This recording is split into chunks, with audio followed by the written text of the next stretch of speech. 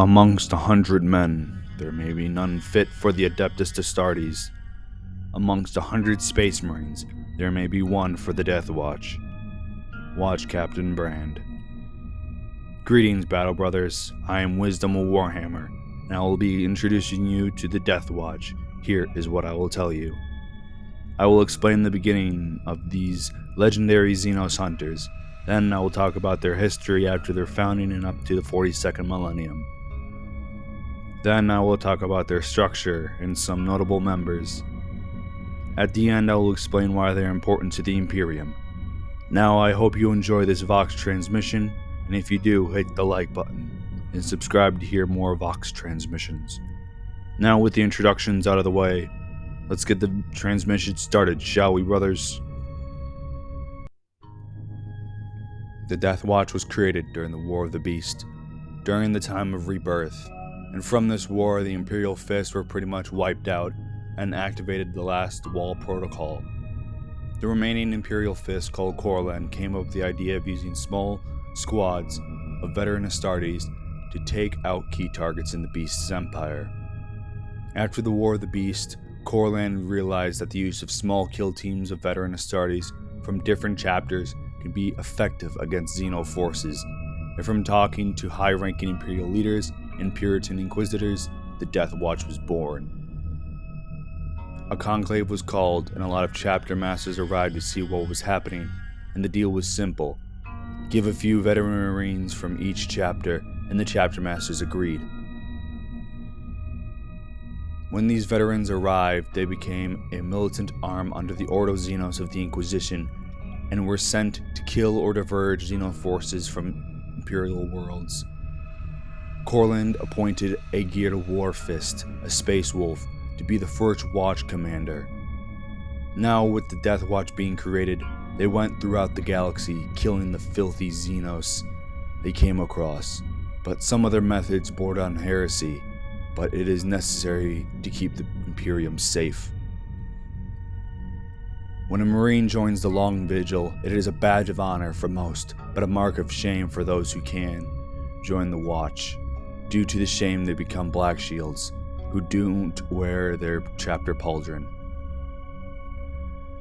For the rest, those Marines are given an honorable farewell until they return to the chapter, whether alive in their armor or when they die.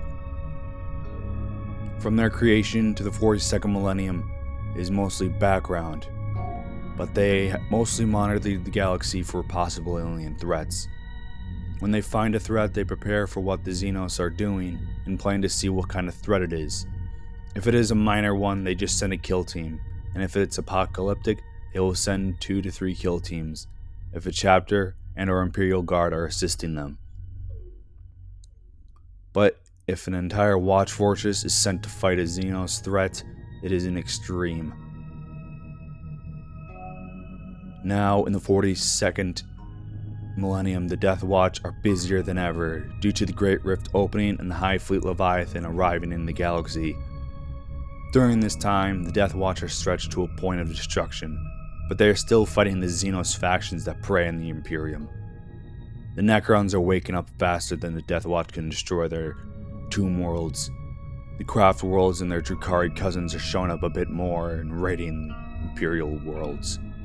The Orcs are rallying to Ghazghkull Thraka and doing what orcs do. And of course, the Tyranids are consuming all in their path, and the Tau are expanding their empire.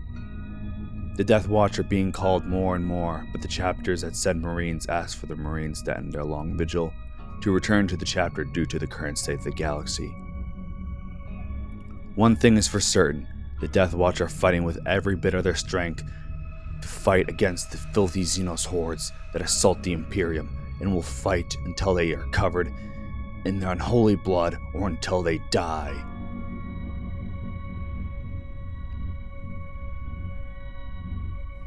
With their long history of hunting Xenos, they have a lot of successful hunts, and I will talk about some of them. Starting off before the 41st and 42nd millennium, we have the War of the Beast, which was what created the Deathwatch. If you have watched my Black Templars and Soul Drinkers transmissions, I explained why this war was bad. After this, we have the progenitors Get, which involved the Deathwatch hunting Fabius Bile, who experimented on Xenos, and this was an important hunt because Bile created very deadly mutant Xenos, and if left unchecked, it could have been worse. Then we have the Deadly Jest. In this hunt, the Deathwatch hunted a troupe of Harlequins that was doing hit-and-run attacks on the nearby Imperial worlds, but the kill teams of Watch Fortress Prescience stopped them and destroyed the Webway Gate and killed them. If the Deathwatch didn't intervene, the Imperial world would have fallen into the Civil War. Then the Harlequins would have finished the Imperial worlds off. Now going into the notable Deathwatch hunts in the 41st and 42nd millennium. Starting off with the attacks near Watch Fortress Excalibris.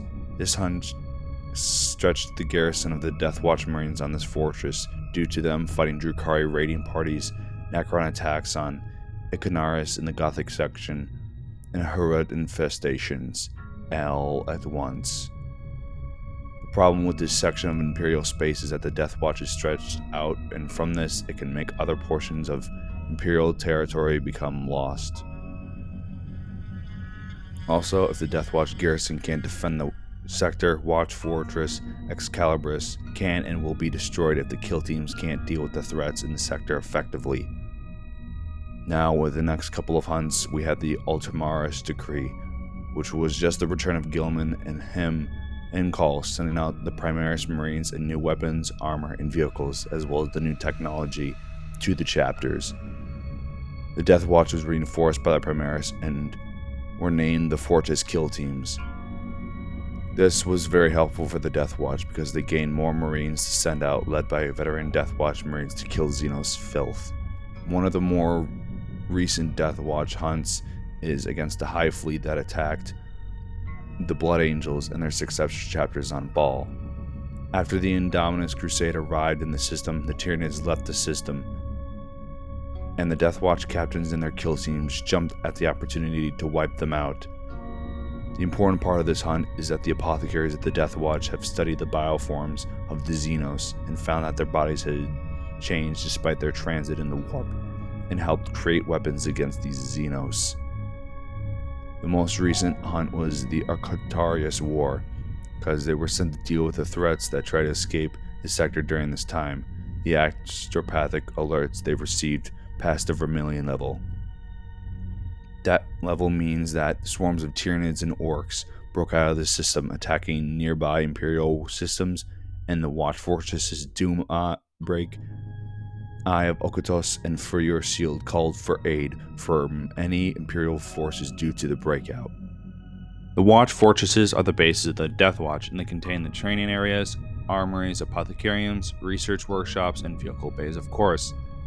They do have a fleet of cruisers that follow the Watch Fortresses, and also a series of watch stations that send info to the nearest Watch Fortresses. These are some of the well-known Watch Fortresses, starting off with Talassa Prime, and this isn't a Watch Fortress, it is a planet. This planet has the main Deathwatch training facilities, and is in the realm of Ultramar, and is mostly composed of the Ultramarines, Sides of the Emperor, and the Elementaries who mainly fight the Tau and Tyranids. The main Watchmaster is named Mortali, who has a trustful relationship with the legendary Marnius Calgar, Chapter Master of the Ultramarines. This place can hold up to 5 watch companies, and a lot of the kill teams are different in their own way. After the return of Gilliman, the Ultramarines gave the Primaris to Talassa Prime, and Mortali ordered the creation of the first Fortis kill teams, and eventually created the Primaris Indomitor and Specturus kill teams, which are variants I will explain another time.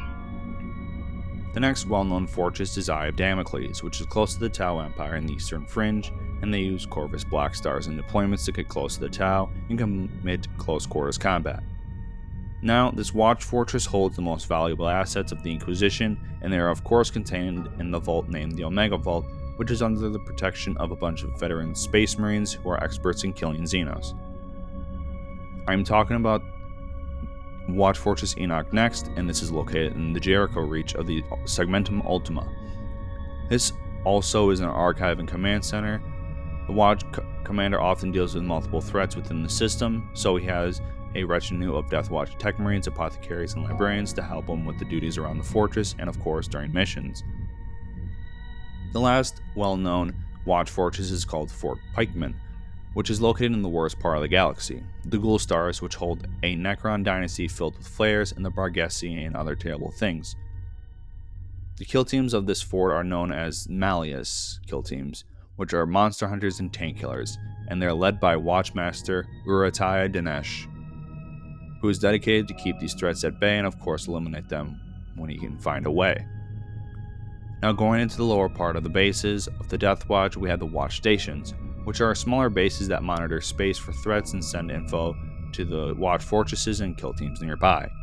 They also serve as resupply points, but to an extent, and when a Marine leaves the station, they have to take the info with them and use a very small, fast Voidcraft that has warp travel capabilities. This craft transport them from their station to the other stations to recover the info, and some stations can be abandoned for decades until a Marine arrives but still holds data. The organization of the Deathwatch is very complex, but I will explain it as simply as I can, starting off with recruitment. The Deathwatch gains members from the tithes that they have with the chapters, and they only allow the veterans of the chapters who are skilled in killing Xenos or bear deep hatred for the Xenos. This venting process to join may take a couple Terran years, and the Marine is tested by the apothecaries, their commanders, and any former Marines who served in the Deathwatch. The final person to confirm the Marine's acceptance into the Long Vigil is, of course, the Chapter Master. When a ship of the Deathwatch arrives to pick up the tithes, the Marines are given a farewell ceremony because being in the Deathwatch is very dangerous, even for a Space Marine. If a Marine did something bad in his chapter, but he's effective in killing Xenos, he is given to the Watch in secret, and they will probably become a Black Shield and serve until the cost is paid in full. When they arrive for training in the Deathwatch, they are immediately put through very hard exercises and of course mental and spiritual exercises to push their limits. The next test for him is to be put through hypno-indoctrination, and their mind is filled with all the info they have on the Xeno species in the galaxy because the Marine has only fought a small amount of them. After all of that basic training, they are introduced to their kill team, and the previous rank of their chapter is irrelevant, only the Long Vigil matters. The Marines who have a bad relationship with the Inquisition, for example, the Blood Angels, Iron Hands, and Space Wolf, sometimes ignore their orders to assist their chapter, but they complete their missions. The chapters who send the most Marines for the Long Vigil are the Imperial Fists, Ultramarines, and the Crimson Fists, but are split and sent across the Watch Fortresses. Because there are different personalities and mindsets of each kill team member, they clash heads sometimes, but they work together due to their loyalty to the Emperor and sometimes become friends. The only time the Marines are allowed to leave the Deathwatch is only when the Inquisitor and a watch captain that is leading them allows them to. Now, going into the specialists, we have of course the apothecaries, tech marines, chaplains, and librarians. I have talked about what they do in the Deathwatch, and I will link those Vox transmissions in the description. Deathwatch Kill Marines are solo Marines who served as scout commanders before joining the Deathwatch, and they mark targets and, when needed, call for aid. Deathwatch Champions are the best of the best of the best in the Deathwatch, who show no fear and are extremely hard to kill in close quarters and ranged combat, and is also an inspiration for his fellow Deathwatch Marines. Deathwatch Keepers carry ceremonial weapons and gear of the Deathwatch and are skilled, but not as skilled as the Champion.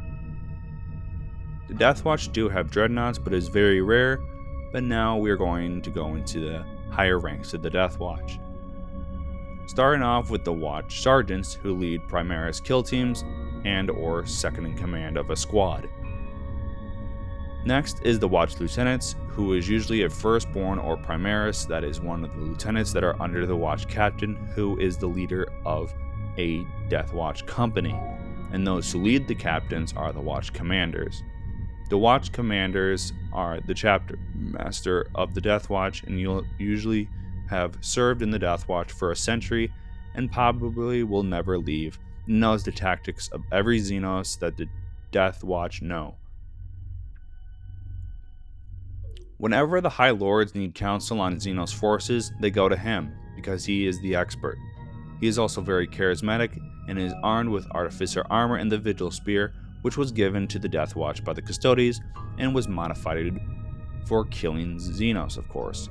Now, the last rank of the Deathwatch is the Master of the Hunt, who is only specific to the Jericho Reach, which is a Deathwatch Marine who has served for 2 centuries of service, who oversees the operations in that section of Imperial space, because the Jericho Reach has a lot of aliens. Like any other chapter, the Deathwatch has legendary Marines in it. Starting off with Watch Captain Artemis, and he is from the Mortifactor chapter, and I will do a video on him eventually. He has served in the Deathwatch for more than a decade at this point, and has fought some of the worst Xenos threats, and even disrupted the Eldar ritual to birth the Death God of the Eldar. The next one is Abathar, who is one of the founding Marines of the Deathwatch, and one of the first Deathwatch Tech Marines. The Deathwatch Marine that created the Malice tactics was named Brontos, who was known for hunting the biggest threats on the battlefield, and from this, the Malice kill teams were created. The next one is Maximum Boss, who I talked about in my previous Vox transmission. His nickname is Omni, and he is a brute in combat. He is also effective in demolitions, vehicles, and interface, and is so strong he's able to dual-wield 2 rocket launchers at the same time, and carries a combi heavy bolter with a flamer on the bottom.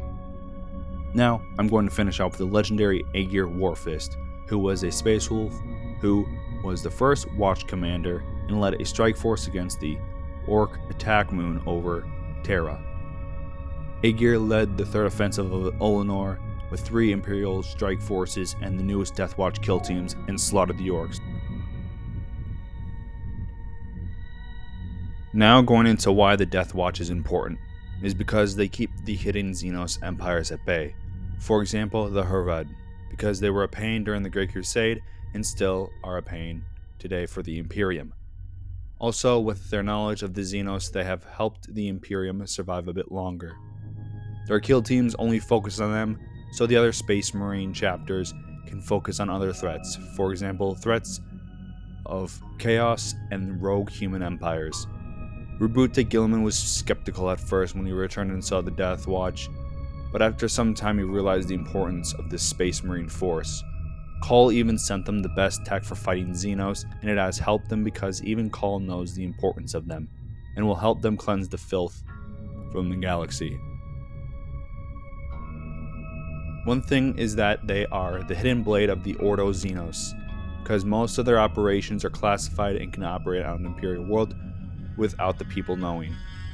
But the people won't be killed if they look at a Deathwatch Marine.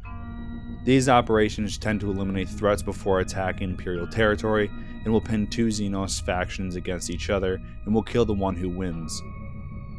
Also, the bonds from the Deathwatch Marines are able to help strengthen some relations between chapters, and also the Marines who return are able to help their chapter become more effective in combating Xenos. Now, we have gotten to the end of the Vox transmission on why the Deathwatch are important, and I hope you enjoyed the Vox Minute transmission. And if you are new, welcome. I am Battle Brother Wisdom. If you would like to see more, hit the subscribe button and like the video if you want, and send it to someone who would like this kind of Vox transmissions. And I hope you have learned something from this. Now get out there and kill those filthy Xenos scum. This is Battle Brothers Wisdom fighting off.